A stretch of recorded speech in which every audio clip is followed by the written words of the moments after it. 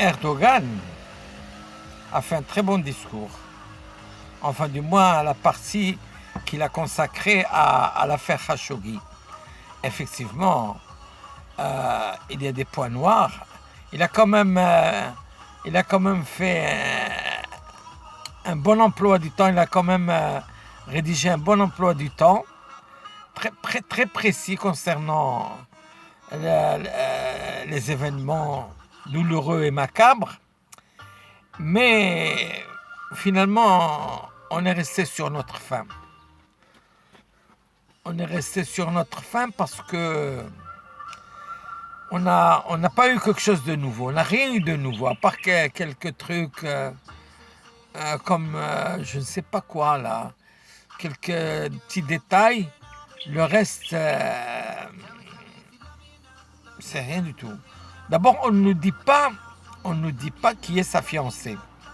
C'est très important de connaître un petit peu des détails sur la fiancée, parce que c'est pas que l'on doute de cette femme, mais il y a eu dans le passé des histoires sordides où la femme, la soi-disant fiancée du mec, était en réalité travaillée avec les assassins depuis toujours. Et peut-être que c'est le cas dans cette histoire-là. Et c'est pour ça qu'il faut quand même avoir des détails. Certains disent que la dite fiancée est en réalité une agent des Saoudiens et même des Turcs. Alors, allez chercher à comprendre. Vous n'y comprendrez rien du tout. Et dans ces histoires-là, même les gens qui ont préparé cette affaire, qui l'ont imaginée, qui l'ont concoctée, se perdent dans l'affaire. Parce qu'entre-temps, elle leur a échappé de la main. Parce que le commanditaire, il y a un commanditaire, mais forcément, comme dans toute action qu'on pourrait dire de commercial, il y aurait entre-temps eu 2 ou 3 commanditaires pour la même affaire.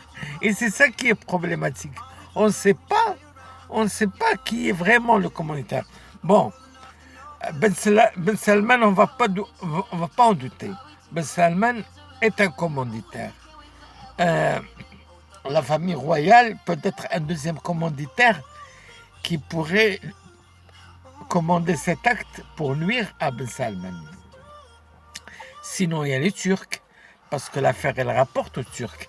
Cette affaire, elle rapporte beaucoup aux Turcs. Énormément. Parce que maintenant, ce qu'il y a de sûr, c'est que Erdogan essaye de gratter la barbiche du roi Salman. Et ça, c'est important aussi à comprendre. Il y a aussi d'autres puissances qui pourraient être intéressées pour créer une histoire pareille, pour affaiblir le monde musulman, ou pour affaiblir le monde arabe, ou pour créer un scandale entre la Turquie et l'Arabie Saoudite. Enfin, tout le monde peut y gagner, tout le monde peut y perdre. Mais actuellement, nous pointons notre doigt tous sur Salman, Ibn Salman, la paire de cette maudite paire. Mais est-ce que c'est eux qui ont profité de ça? Le crime ne leur profite pas du tout. Au contraire, il les a placés dans une situation très compliquée où ils risquent de perdre leur trône et peut-être même la disparition de la, comment dirais-je, de la dynastie. Alors, il faut savoir à quoi joue tout le monde. Et Salman, les autres, les Turcs, les Américains, les Israéliens, les Égyptiens, enfin tous ceux qui pourraient vouloir un peu de mal, un peu ou beaucoup de mal à la Turquie ou à l'Arabie. Enfin, tout le monde. Allez, on va regarder ça. Ça va être un feuilleton, c'est le feuilleton de l'hiver cette fois-ci. C'est pas le feuilleton de l'été, c'est le feuilleton de l'hiver. Après le feuilleton Benalla, nous avons le feuilleton Kashkoji.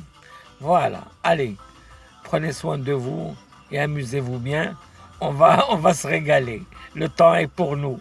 Nous, les badauds, c'est eux qui gagnent dans cette affaire.